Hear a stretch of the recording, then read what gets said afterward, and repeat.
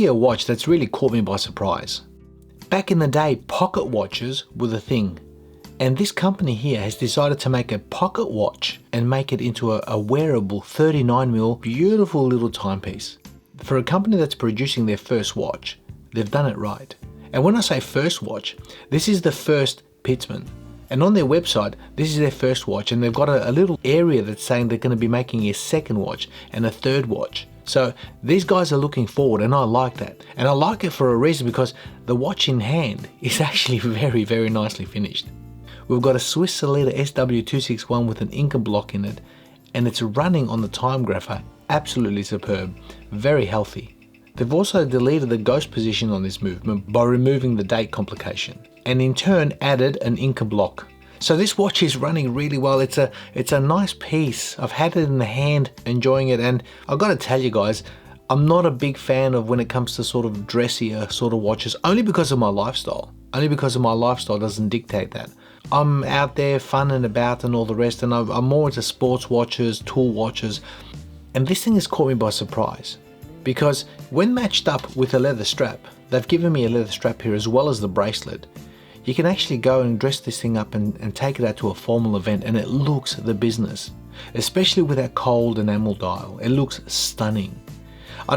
This is one of those watches where I don't actually think my video, even though I'm a professional photographer, this is one of those watches I don't think that the video is going to do it justice. I've had about 3 or 4 watches on the channel in the last several years that you just got to have them in the hand, and this is one of those watches. That dial is, I don't know, for a better word, it's very pure, it's very clean. The cold enamel, it looks like a hard Italian stone, like a marble, but very, very clean. I love what they've done. I've loved the finishing. Now if you look closely at that bezel, you've got a stepped bezel. They've basically paid attention to detail on this watch. Don't get me wrong, there are things about this that I don't like. I'm not a fan of certain things of this watch, and I'll share that with you guys. But overall, what I've got in the hand, what I'm feeling, let me tell you its specs. What we've got is a 39mm case diameter. I measure the case height at 11.8mm exactly. We have a lug to lug of 46.5 and a lug width of 20mm. Now the crown comes in at 6mm its side, it's non-screw down, and the total weight on this bracelet comes in at 125 grams, size to my 18cm wrist. So spec wise, the watch is really decent, and it's been wearing really, really decent. I've enjoyed it on the wrist. I've actually enjoyed it on the wrist, on the bracelet, and it's completely changed its mood when I've put it on that leather strap. They've also got a black alligator strap that comes with a genuine alligator strap, but however they were out of stock, so they only sent me these 2 straps. So it would have been nice to try it on that as well, but you can see from the purity of that dial, you're gonna have no issues with strap changes with a watch like this.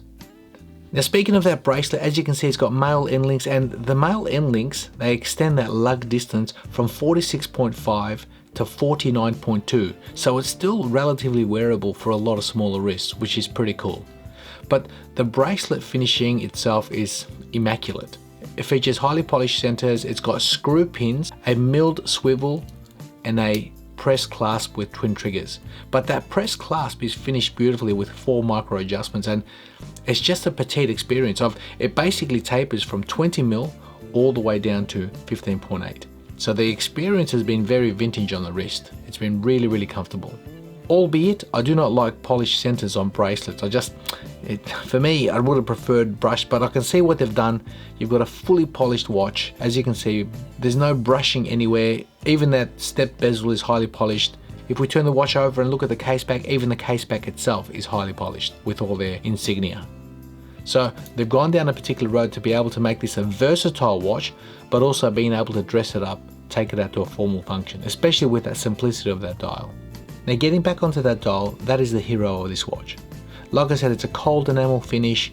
You've got embossed indices with blued hands. The hands are not just blued as in color, they're actually heat treated. It's one of those things, you got to see this in the flesh, you got to see this in the hand to be able to experience and actually appreciate what you're seeing.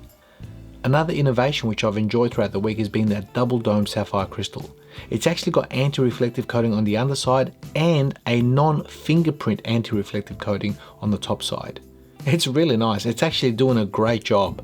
There's some technology and some finesse going into this watch, and it's really showing. Now the watch comes in at a price of $845 on the strap, as is with that. However, you can get it with a bracelet for $915, and with a genuine alligator strap it comes in at $989. So there's a couple of different options available, and look, it's a little bit on the higher price, but what do enamel dials cost these days?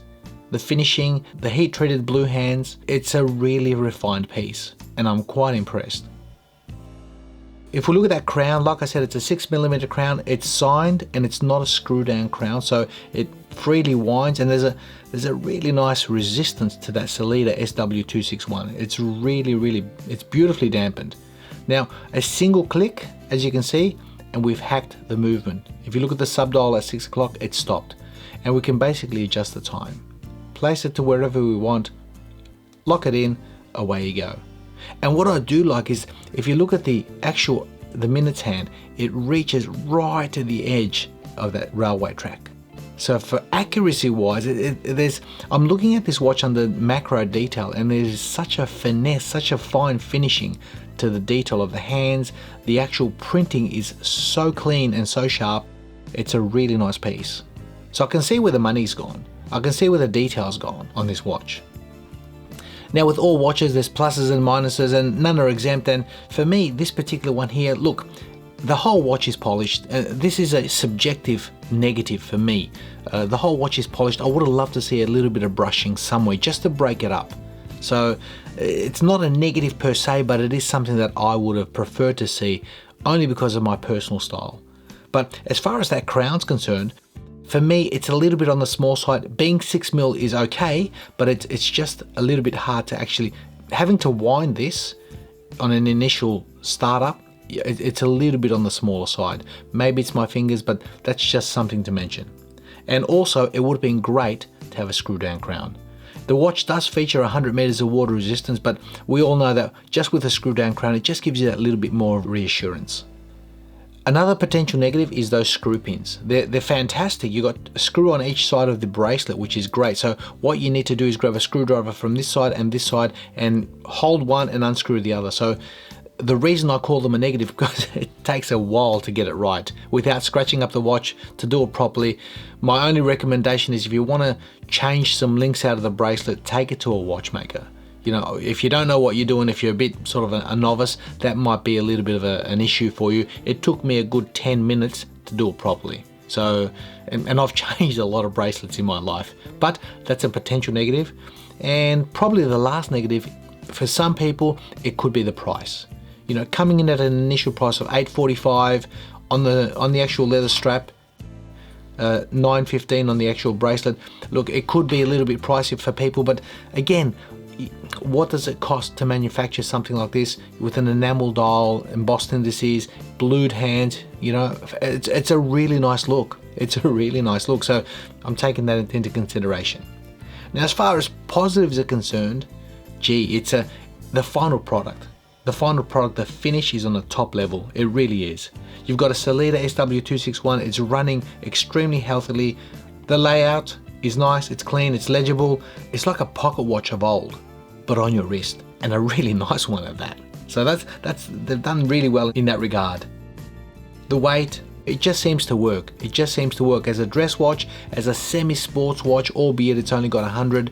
It's a nice unit. So I wanted to get this on the channel, guys, because I was intrigued. I want to thank Pitsman for sending this out. The watch was donated to the channel. A big thank you to them.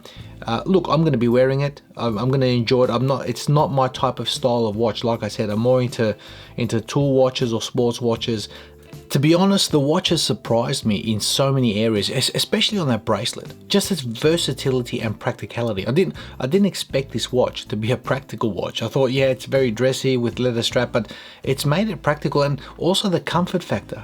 The comfort factor on the bracelet. I know it's only got a standard 4 micro adjustments, but it's been perfect. The fact that it tapers to 15.8, 20 mil down, it's been a really comfortable experience on the wrist. So really impressed, really surprised. So let me know your thoughts, guys. Let me know what you think about this watch.